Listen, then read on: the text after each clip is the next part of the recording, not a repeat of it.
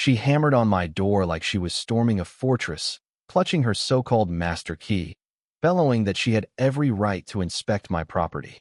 Diane Ramsey, our self-crowned HOA queen, always acted like she was untouchable. But this time, the lock didn't bow to her. Enraged, she called the cops, shrieking that I was sabotaging community operations. I stayed silent. I didn't need to respond. Someone else was about to take charge. When the door swung open and he stepped out, Diane froze, stumbling back a single step. What unfolded next turned everything upside down, exposing the raw nerve of HOA tyranny. It was a typical Tuesday morning in Willow Creek, our picture-perfect suburban enclave, where every lawn looked like it belonged in a glossy magazine. I was hunched over my kitchen table, laptop glowing, wrestling with my resume after being laid off 3 weeks earlier from my software engineering job. The tech world was ruthless, and at 42, starting over felt like scaling a cliff in sneakers. My coffee had gone cold as I stared at the screen, grappling with how to frame my employment gap without sounding pathetic when the pounding started. Not a neighborly tap, but a relentless assault that screamed entitlement. I glanced at the clock, 8:30 a.m., and through the frosted glass door, I saw a figure in a sharp suit. My gut twisted. I knew it was Diane Ramsey before I even neared the door, the HOA president who wielded our covenants like a scepter and saw herself as the neighborhood's supreme arbiter. "David Harper, open this door now." Her voice sliced through the wood, dripping with the arrogance of someone who believed she was the law. Peering through the peephole, I saw her, 48, blonde hair scraped into a tight bun, dressed like she was headed to a corporate takeover. In her hand glinted something metallic, the infamous master key she'd strong-armed the old HOA board into granting her, a key she claimed gave her carte blanche to invade any home for compliance checks. "I'm here for a mandatory inspection of your front yard landscaping," she declared, as if issuing a royal edict.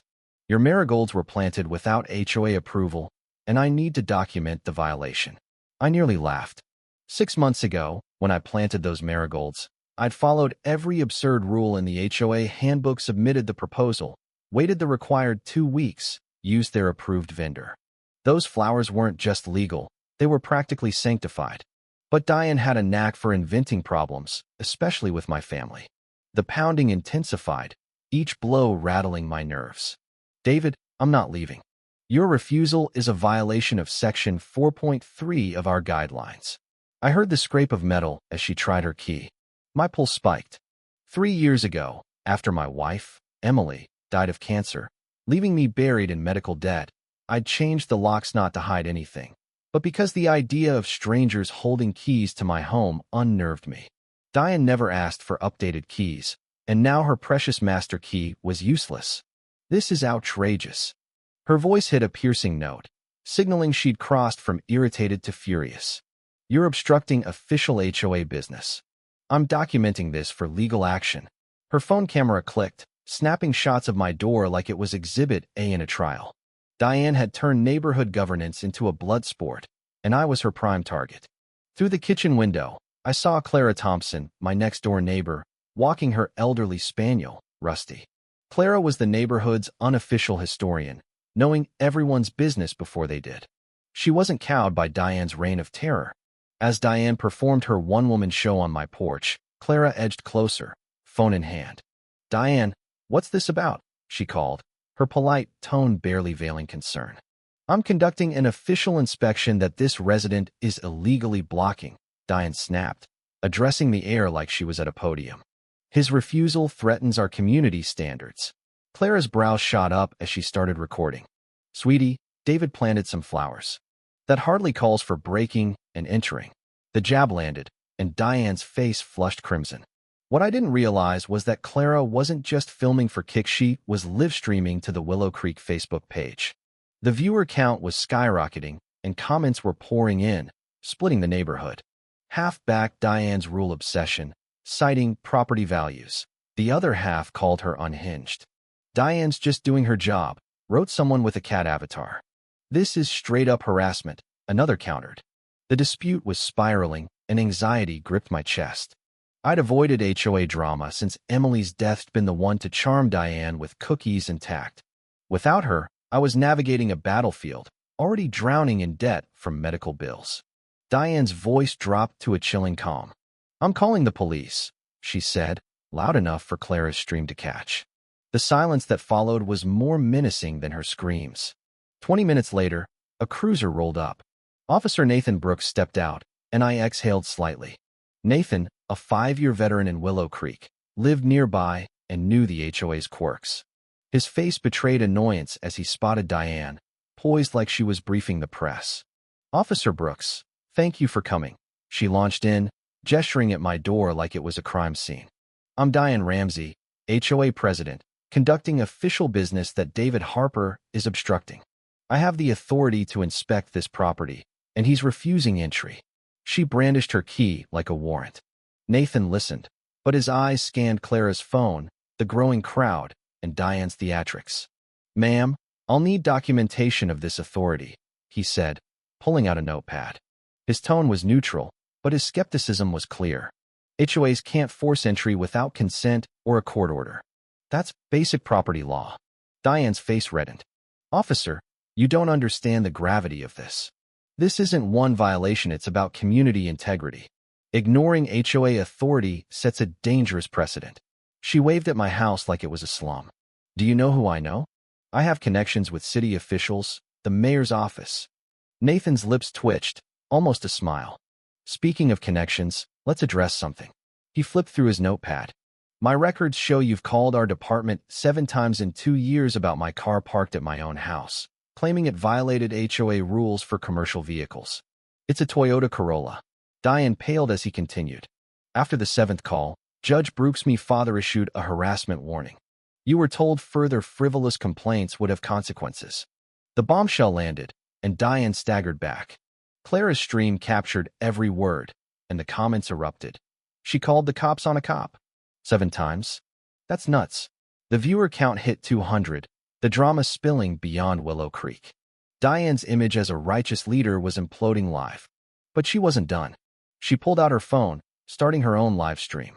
"Ladies and gentlemen, I'm documenting corruption in Willow Creek," she announced, her voice shifting to faux concern. "David Harper is protected by an officer with a vendetta against me. This is the corruption threatening our safety." She panned to Nathan, then my house. "A cop refusing to enforce standards because of a grudge.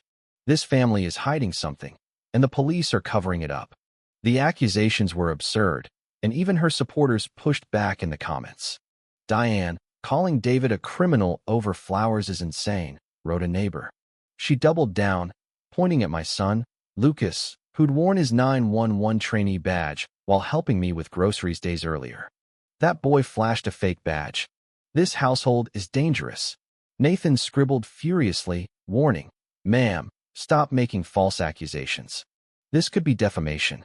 But Diane was too far gone, her failed key and Nathan's revelations fueling a vendetta. Clara stepped into Diane's stream, smiling sweetly. "Honey, 30 years as a court clerk taught me one thing. No court order, no entry. This ain't legal." The comments exploded with fire emojis, shredding Diane's claims. Then my front door opened, and my heart stopped. Lucas, 19, was supposed to be at his criminal justice class, but he'd come home early, wearing his 911 trainee polo and badge. He'd earned it through 6 months of grueling training, maintaining a 3.8 GPA while working part-time to help with our debts. "Good morning, Officer Brooks," Lucas said, his voice steady and professional. Nathan's face lit with recognition. "Emergency response program?" he asked, nodding at the badge.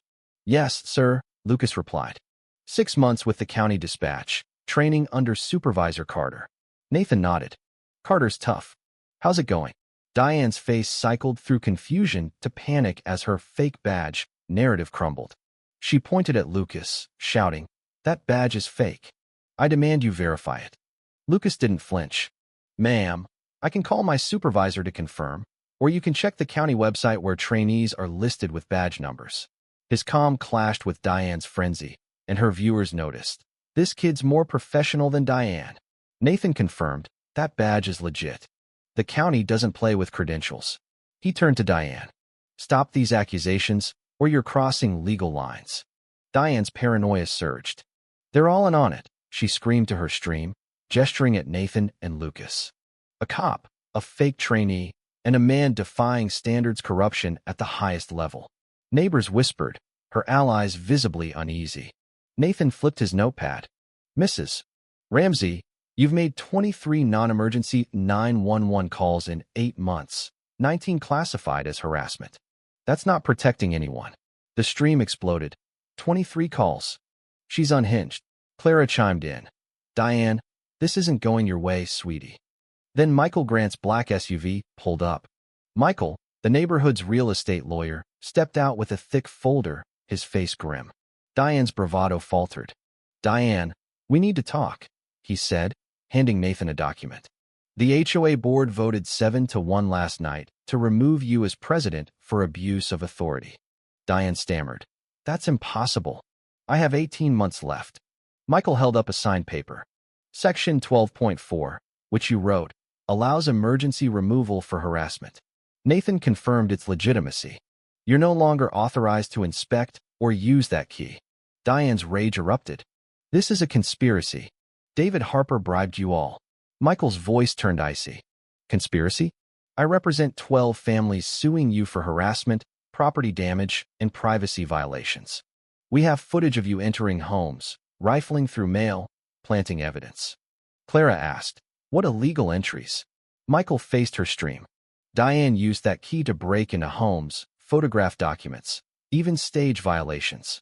The comments roared. She's a burglar. Diane's voice broke. I was protecting this community. After my son, Ryan, died in a crash 5 years ago, I swore I'd prevent another tragedy. Every rule was for safety.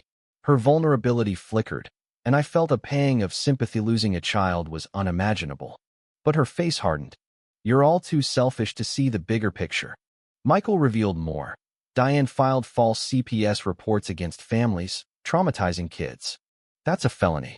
Nathan's face darkened, noting it down. Lucas asked, will the HOA prevent this in the future? Michael nodded. No more master keys, mandatory board approval for inspections. Diane's defiance returned. This isn't over, she hissed, pointing at my house. By tomorrow, this street will face code enforcement, fire, IRS, health inspections. I'll expose you all. True to her word, by 7 a.m., government vehicles line my driveway. Code enforcement, fire, health inspectors. Diane had spent the night flooding county websites with complaints, health hazard, illegal wiring, unreported business. Lucas, already awake, showed me timestamps. She filed these between 2:47 and 3:15 a.m. Classic harassment pattern. Inspector Lopez, looking exhausted, said, this is the 15th complaint about your address in 8 months, all from one person. After a quick check, he confirmed, your property's fine. These are malicious. Fire and health inspectors echoed him, calling Diane's reports a waste of resources. An IRS agent called, dismissing her tax evasion claim for lack of evidence. Diane's Facebook rampage backfired, with 90% of 1,200 comments condemning her. Clara arrived with cookies and news. Diane was parked at the neighborhood gate, live-streaming surveillance, accusing random residents. Lucas noted, she's made 17 false claims in 24 hours, targeting 43 neighbors. Nathan returned, grim. Diane's filed with the sheriff, state police, and FBI, claiming organized crime. Her false reports are now felony level. Michael dropped another bombshell. Diane's harassment spanned 3 states: Illinois, Texas, Colorado, with restraining orders and charges trailing her. At 6 p.m., Clara's doorbell camera caught Diane with a baseball bat, threatening to smash security cams. Delete those videos, or I'll expose your secrets, she screamed, listing fabricated crimes. Lucas called 911, reporting a subject with a weapon in a mental health crisis. When backup arrived, Diane was sobbing on Clara's lawn, clutching a photo of Ryan. I wanted everyone safe, she cried. But her rage returned. You're all selfish. Michael showed Nathan recordings of Diane admitting to false reports and intimidation. As Nathan cuffed her, Diane spewed, David's not a citizen. Lucas bought that badge. Clara's a fraud. Lucas calmly noted her prior calls to his program, adding to the evidence. Diane's arrest sparked what Willow Creek called the Great Reckoning. Michael uncovered footage of her breaking into 5 homes, planting violations. She faced felony charges: burglary, harassment, false reports. Her ex-husband, Paul, apologized, revealing her pattern began after Ryan's death, her grief twisting into control. Clara became HOA president, banning master keys and tightening oversight. Lucas earned a commendation, fast-tracked for a 911 job.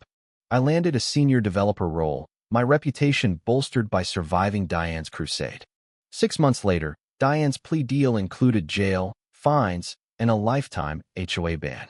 Her house sold to a young family, delighted by our reformed HOA.